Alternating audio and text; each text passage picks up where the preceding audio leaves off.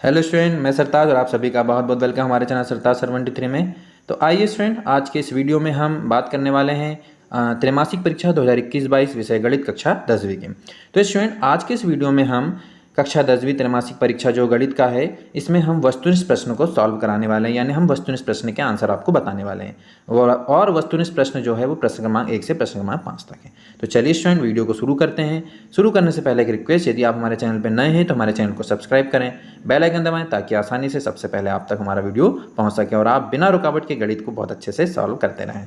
चलिए शुरुआत करते हैं स्टूडेंट। तो स्टूडेंट, जैसे कि आपको दिख रहा होगा स्क्रीन में कि सबसे पहला वस्तुनिष्ठ प्रश्न यदि हम शुरू करें तो सबसे पहला प्रश्न क्रमांक 1 आता है सही विकल्प चुनिए। यानी स्टूडेंट, यहाँ पर आपको जो प्रश्न दिए रहेंगे इसमें 4 ऑप्शन होंगे और 4 ऑप्शन में से एक ऑप्शन आपको सही वाला चयन करना है। ठीक है स्टूडेंट, चलिए शुरू करते हैं स्टूडेंट। तो यहाँ पर जो पहला प्रश्न आपको दिखाई दे रहा होगा स्क्रीन में, एपी यानी एक समांतर श्रेणी दी गई है स्टूडेंट, 3 1 -1 -3 का सार्व अंतर है।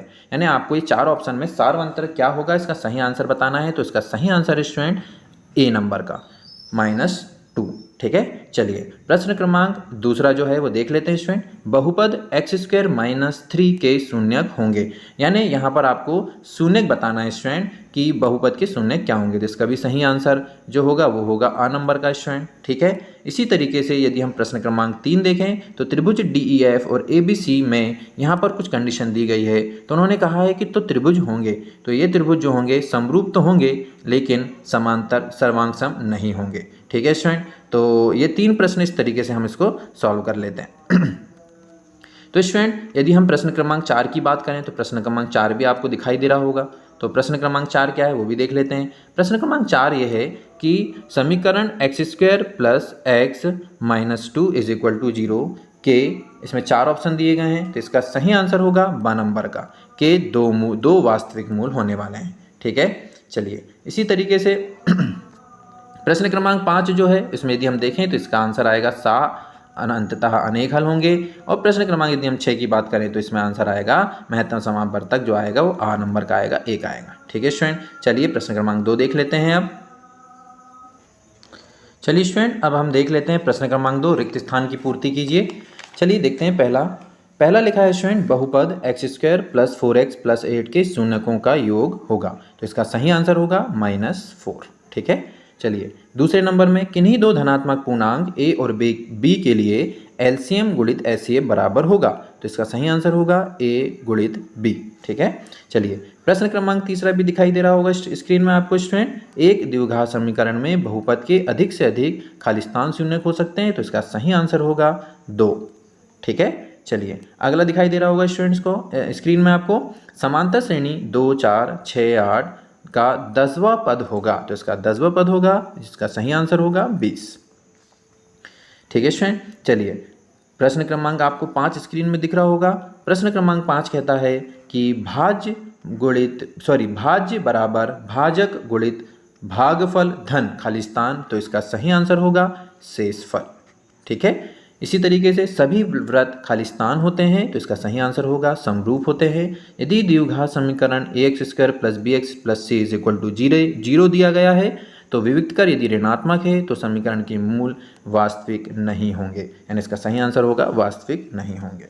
ठीक है स्टूडेंट, तो उम्मीद करता हूँ आपको प्रश्न क्रमांक 2 जो खालिस्तान है ये आपको बहुत अच्छे समझ में आ गया होगा। तो चलिए स्टूडेंट, अब अगला प्रश्न देख लेते हैं। अगला जो प्रश्न है प्रश्न क्रमांक 3, वो है सही जोड़ी।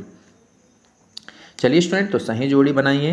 तो सही जोड़ी का भी हम आपको आंसर बता देते हैं, फटाफट आंसर मिला लीजिएगा। पहला जो है ax + b जो है उसका सही आंसर होगा रैखिक बहुपद, यानी ये जो है ये पहले नंबर का होगा। ठीक है स्टूडेंट, श्रेणी 3 5 7 9 में सार्वंतर होगा। तो इसका सही आंसर होगा 2, यानी दूसरे नंबर का आंसर जो आएगा ये आएगा। ठीक है, तीसरा 2x + 3y = 5 के हलों की संख्या होगी। तो इसका सही आंसर होगा बी नंबर का ऑप्शन अनंत, यानी ये तीसरे नंबर में आपको इसको भरना है अनंत।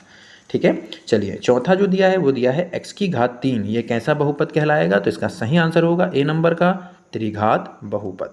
ठीक है, फिर 5वें नंबर में दिया है ax² + bx + c = 0 का विविक्त कर होगा। तो इसका सही आंसर है option number C, b² - 4ac। ठीक है, श्रेणी a + d a + 2d a + 3d dash dash dash का nवां पद होगा। इसका सही आंसर होगा ई नंबर का a plus n minus 1 into D, तो ये नंबर आ जाएगा 6। ठीक है स्टूडेंट, तो सही जोड़ी आपको बहुत अच्छे से समझ में आ गई होगी, सबको आंसर मिला भी लिए होंगे। चलिए आगे बढ़ते हैं।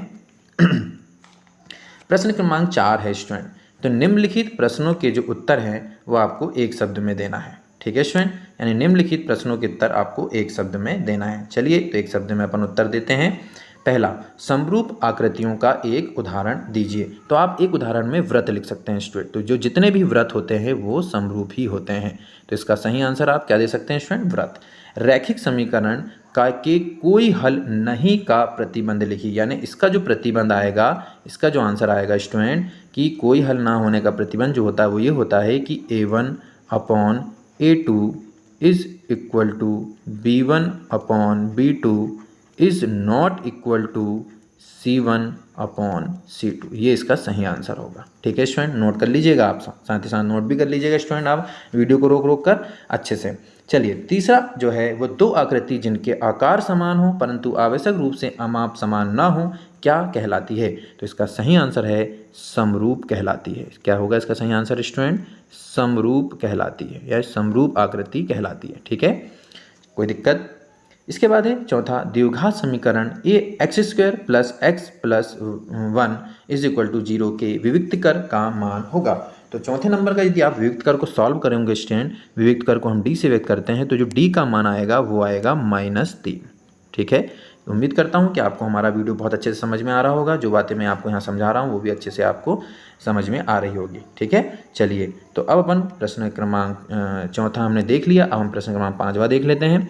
द्विघात समीकरण का मानक रूप लिखिए, यानी इसका आंसर आपको लिखना है। तो इसमें द्विघात समीकरण का जो मानक रूप है वो ये होगा ax² प्लस ये स्क्वायर है ना, ax² plus bx plus c is equal to 0, ये द्विघात समीकरण का मानक रूप कहलाएगा।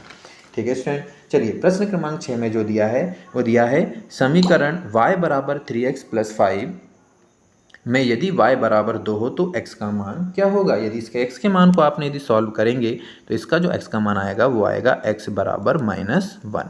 तो आपको हम सिर्फ आंसर बताते जा रहे हैं स्टूडेंट, आप आंसर को बहुत अच्छे से नोट कर लीजिए। इसी तरीके से 7वां नंबर में एक समांतर श्रेणी दी गई है 4, 6, 8 डैश 40 में पदों की संख्या क्या होगी। तो इसमें पदों की संख्या जो होती है वो n, यानी n बराबर यहाँ पर आ जाएगा स्टूडेंट 19। तो इस तरीके से हमारा जो एक शब्द या एक वाक्य में जो उत्तर था वो बहुत अच्छे से सॉल्व हो गया। ठीक है स्टूडेंट, तो आप वीडियो रोक कर इनको नोट करते जाएंगे। ठीक है, चलिए अब इसके बाद देखते हैं प्रश्न क्रमांक 5, सत्य और असत्य। ठीक है, चलिए स्टूडेंट, तो सत्य और असत्य को देख लेते हैं अब अपन। सत्य असत्य हमको बताना। चलिए पहला प्रश्न क्या है, थोड़ा सा ध्यान से पढ़ते हैं। एक प्राकृत संख्या का अभाज्य गुणनखंड उनके गुणनखंडों के क्रम को छोड़ते हुए अद्वितीय होता है। बिल्कुल सही आंसर है, इसकी जगह हम इसको आप सत्य लिख सकते हैं। ठीक है, मैं सत्य राइट पढ़ देता हूँ। घात 1 के बहुपद को द्विघात बहुपद कहते हैं, ये असत्य है। ठीक है, सभी सर्वांग सम आकृतियाँ समरूप होती है परंतु इसका विलोम सत्य नहीं है, बिल्कुल सही बात है, ये सत्य आ जाएगा। एक द्विघात समीकरण के 2 वास्तविक मूल होते हैं, यदि ऐसा तो ये असत्य आ जाएगा। a1 upon a2 is not equal to b1 upon b2, इस स्थिति में रैखिक समीकरण युग्म का हल संगत होता है, बिल्कुल सही आंसर। और लास्ट वाला जो होगा वो भी क्या कहलाएगा, सत्य कहलाएगा। ठीक है स्टूडेंट, चलिए तो इस तरीके से प्रश्न क्रमांक 1 से लेकर प्रश्न क्रमांक 5 तक का हमने आपको बहुत अच्छे से सॉल्व करा दिए स्टूडेंट। तो आप इसको बहुत अच्छे से नोट कर लें अपनी कॉपी में। और अगला जो हमारा वीडियो आएगा उसमें हम प्रश्न क्रमांक 6 से जो इसके जो क्वेश्चन है इसका पूरा एक्सप्लेनेशन, पूरा सॉल्यूशन आपको अगले वीडियो में देने वाले हैं। तो स्टूडेंट हमारे साथ जुड़े रहिए, पूरा पेपर सॉल्व करने के लिए हमारा नेक्स्ट वीडियो भी देखिए। और दोनों वीडियो से आप यदि दोनों वीडियो देख लेंगे तो आपका पूरा त्रैमासिक का पेपर हल हो जाएगा और आप बहुत अच्छे से इसकी प्रैक्टिस कर सकते हैं।